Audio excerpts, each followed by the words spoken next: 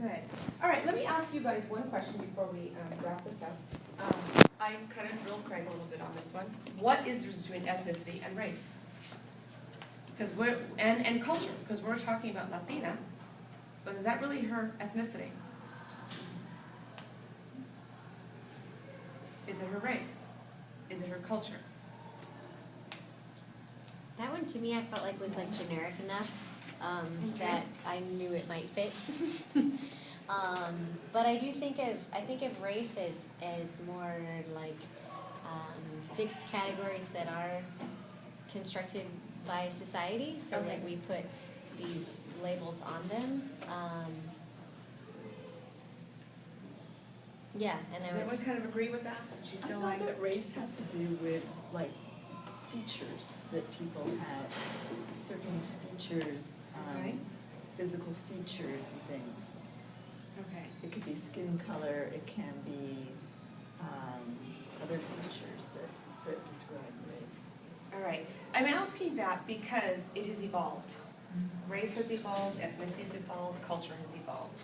And the more we become more of a blended society, the more those things kind of change. Back in the day, a race was basically just the color of your skin. Black, white, yellow, red, that was it. There was nothing else, and you had to fit in that group. Ethnicity was where you follow your cultural roots, what you actually do. And your ethnicity and your culture could be different because you could have been raised someplace and your background, your ancestry came from someplace different. So that can kind of change, and that's why I'm saying it's kind of evolving. When you get to Latina and Hispanic or Asian, those are categories in which a lot of people fall into. And that one I'd be a little more afraid of, because the assumption you make, oftentimes people will say, you speak Spanish, are you Mexican? Now that would be, you're making an assumption that only people who speak Spanish are Mexican. That's kind of what that Latina does or that Asian does. It puts you in this category to make it safe. And yet, some people want to be identified as what they truly are, not just in being in a category of club. So that one I'd be a little more concerned about than the other two, because the other two are more evolving. And that's what the open dialogue. Ask, what are you? Where are you from? Most of the time people want to talk about where they're from. They like it. They kind of enjoy the fact that someone's took an interest in that. And I felt more comfortable because I said Chinese because I think that if I would have gotten that wrong, he would have felt perfectly comfortable correcting me. Exactly. So instead of Asian, which I'm sure he hears a lot, or that was the broad category, no, you like to be identified by your ethnic group. So I pushed him a little bit further and was completely willing for him to say, no, I could be Korean or I could be Japanese or whatever. However, I think you also took more risk that way. Yeah, he did Because I take think the Asian risk. is the safer category. Yeah, and that's what Latina is, and that's what Asian, yeah, those are safer categories, and if you have to, yeah, go safe, by all means, but, It's embarrassing but, sometimes if you look at somebody's name and you can't tell whether they're they're Asian, but you don't know which country possibly in Asia, and it can be embarrassing because you can't identify by their name. and I think the only reason why it gets even more embarrassing is when you put something negative attached to it. Oftentimes, when we're thinking what's offending, we're thinking something's bad. When you can turn that around, being black is not being bad, but yet when people say, I don't want to call you black, well, why not? You know, it's the color of my skin, why wouldn't you call me that? Because you're assuming it's bad. Well, I don't think it's bad at all, it's a beautiful thing for me, and I want everyone else to recognize that those of us who are black are proud of it, and like anyone who's any other color or race, they're proud of what they are. So I think when you get to that point of saying, well, I'm embarrassed by it, it's a question of just asking then, why am I embarrassed? What's making me be embarrassed by asking this question? If I'm assuming or if I'm putting something negative to it, it's my knee jerk. My knee jerk has to stop and say, wait a minute, just ask. It's not about embarrassment, it's about ignorance, I think. Like if you can't, let's say you look at a name and it's Korean instead of something else, and you say, it's almost like there might be an ignorance factor of not knowing that name is Korean versus some other country. And I had this the other day. I was filling out a form for two clients, and I did not know which was the first name, which was the last name. And I made the mistake. It was a Muslim name. Excuse me. It was a Muslim name, and I went to a Sikh. and asked the sick person, do you know how to say this name? And they said, well, I'm not sure, this is Muslim. And I said, okay, that blew me out of the water, I'm so sorry. That was my knee-jerk reaction assumption that I made. So maybe in the next time if that happens again, I would be the first to say, can you identify this to me and tell me, do you know what this is, because I don't? Instead of assuming that they would know it because they were Muslim. A And long that was the time mistake ago, that I made on that one.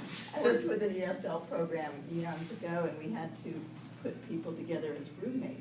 Mhm. And I didn't make this mistake, but the person You who didn't didn't male or really tell female. whether it was a male or a Exactly. female Right. name, and ended up putting a So they male show up. and a female together. You know, Right, back in right. the days when that wasn't done, right? All right, we're wrapping up. Any other questions or I suggestions? just want to make a Yes. comment too. For me, when you asked what my ethnic group is, and I said white, you really wanted to say, no, like, know your roots, like. Your ancestry. And I don't identify at all with my roots in terms of like my European, Mhm. ancestors, which, I'm kind of working on, but I identify as white, and that's who I don't know, so it's also an interesting concept too, of being a white person in the United States. Well, what does that really mean? Right. Oftentimes as white people here in the United States, we don't have to think about that, so I think that's something Exactly. that's like, Exactly. important. Anyone else have anything you want to bring to it? Yeah, I have a couple things. One is, I used to do something like this with a co-facilitator, and I'm thinking about, my comments are like thinking from a place of like a trainer or an educator or something like Okay. that. So like out of the workshop, right? Okay. So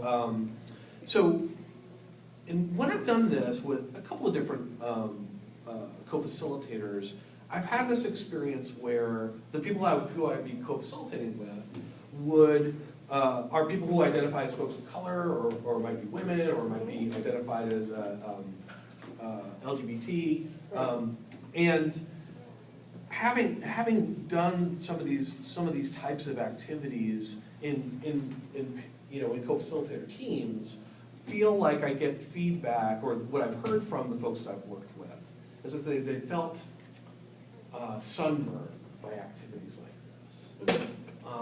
And what I mean by that is like overexposed. Right. Like,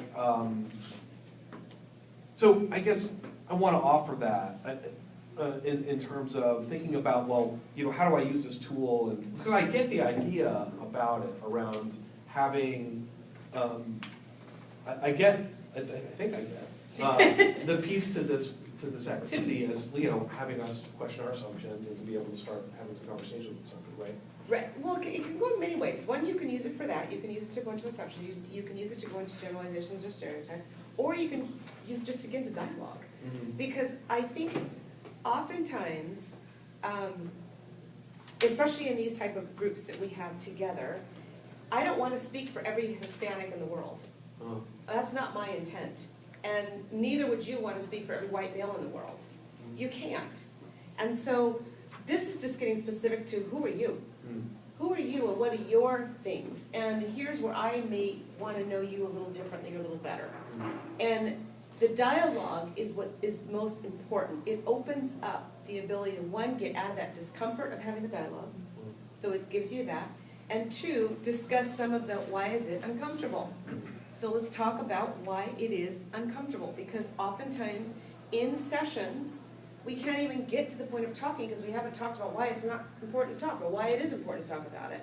So it just gives you that open door to say, and this is where you read your group. This is where you say as a facilitator, they're kind of not enjoying this one. They're not digging it. So when you then go to facilitate the rest of your session, you may want to modify some of these things because you know they're not good on it. Or the other way around, you need to dig in because your whole purpose, whoever hired you to come facilitate, is saying, get to the root of my problem. Now you have to figure out, is it a communication problem? Do I do a communication piece? Is it a generational problem? Do I do a generational piece? Is it a values problem? Is it an open-closed community? What is it that's making this dialogue not happen? And that's where you can go take it from there. So it's more of an assessment tool, and it's like an opener to say, where do I go from here with what I have? Some people love it, I taught these conferences that I taught for United Airlines for 19,000 flight attendants and 10,000 pilots all over the world. And this was our opener. And the pilot group really had a difficult time with this. The flight attendant group had a great time with it. They just didn't give for gab, they were having a great time because they're always on the airplane looking at people, trying to figure out what people are. So this kind of gave them a little way to go, wow, this is awesome. I can actually look them up and down, and, you know, and figure it out and see if I'm correct in this. When we took it out of the United States, they had a hell of a time with it. Because they were trying to identify among themselves what's different amongst themselves, which is very similar. When you get to the United States, you have a conglomerate of different people. When you get into Hong Kong, they're pretty much all from Hong Kong, a great deal of them. And so you're wondering, where are you going with this? But you're still making assumptions, because what if one's from the east part of Hong Kong, the other part is the west? What happens with the difference? Things people think about, like East Coast, West Coast, like Northern, Southern. We all have that assumption we make about that people. It may not be so much ethnic as it might be upbringing, or generation, or how they spend their money, or status. And that's what some of these things do. So it's an interesting piece because you never know how your audience is going to accept it or reject it. But nevertheless, you can then know where you need to take your dialogue and how you need to take it from there. So two other quick things. Yes. And maybe not quick, I hope they're quick. So one thing I also We're noticed. taking into your time, baby. I don't care. I think one thing that I thought about too in the beginning when you invited us to do the, Up and down, right? otherwise. Mhm. So I'm thinking, you know, this is one of the things that I was thinking about, like, I do not want to, like, do that to Alex. You know, But I'm right? giving you permission to do it. Well, like, okay, thank you, I think. Well, no, but the point I'm getting to here is like, I wonder, you know, because like I'm noticing, like, I've been invited to do this thing that I shouldn't do. You know what I mean? Like that it's not comfortable for me to do. So, Right. So I'm thinking about the gender dynamic around. Right, doing elevator rides to this woman. Yeah, Well, are right. you stopping at one spot? Then you're in trouble. Are you stopping at the third floor? Well, you Or know, are you going up and down and just kind of looking? And I guess, you know, I just didn't do it. You know what I mean? I didn't noticed, do a it. lot of people didn't. They all sat Yeah. down, they were more comfortable with sitting down and doing it, right? Does that come up and, All the time, okay. all the time, because we are told not to do that. We are told it's an offensive thing to do, to check someone else up and down, because what are we doing when we're checking them up and down? We're assessing where we think they are, how they fit into our minds. And then we're gonna put them in a little definition, we're gonna define them that way. So that's why we are pretty much told not to do that. It's true. But I'm giving you permission because I want you to look at those things. And I want you to identify where you were right and where you're wrong. Because there are times when you are gonna need to assess a person. And you do want to be able to say, let me get some dialogue, let me see what's going on with them, and let me see if my perception was correct. We all have these perceptions, we all have these things that we come to town with, we're not two, so we understand that our infiltrations of what we have in our life are gonna build our perceptions of what we have of that person. I'm giving you permission to do that, so that you can then decide how you need to then facilitate, or have dialogue, or take it from where the next place you're taking it to. I'm giving you the permission. That's what makes this kind of uncomfortable, because it is kind of saying, I'm checking this person out, up and down, from their shoes to their head, and I'm making assumptions based on what I'm checking out. I wonder at what cost. That's what you have to find out when you're in your facilitations. And I have to tell you, for me, my experience of doing so many of them and doing the exercise, it was a cost worth taking. Because we had enough people wanting to talk about it. And even the dialogue you and I are having right now is dialogue enough to say there's a discomfort about it. And that's what we have to get past. We have to be able to talk to each other to find out what they are and be proud of being able to ask these questions. Ask the questions, have fun with it without making generalizations or stereotypes. I Get think past that that. can raise issues though for some people where they may not be proud. That's very true, and I can tell you that. I'd rather not talk about it. And you have the permission to say, and you're very right not to have to, move on, but at least you know.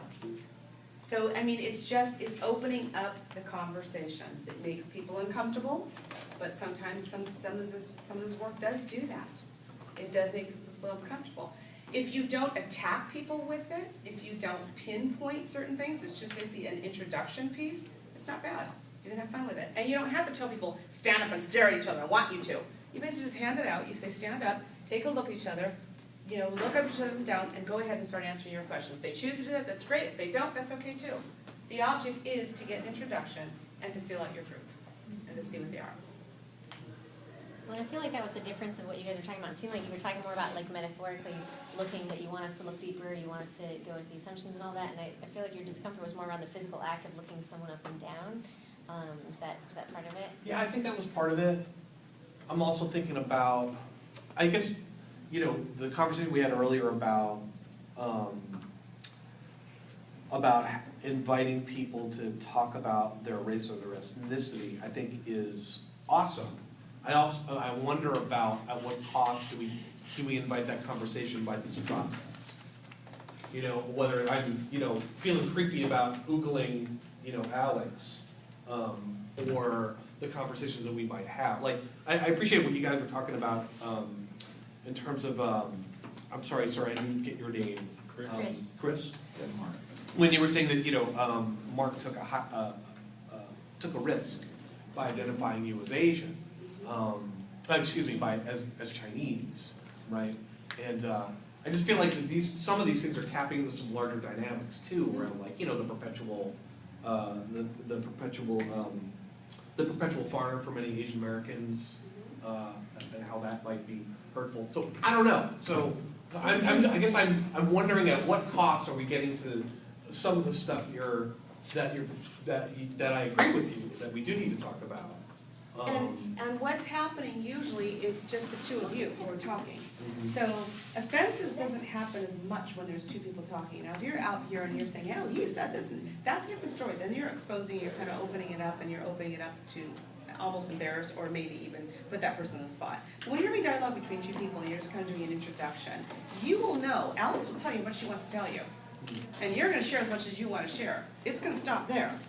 So that's what you then introduce. You're introducing your person to based on the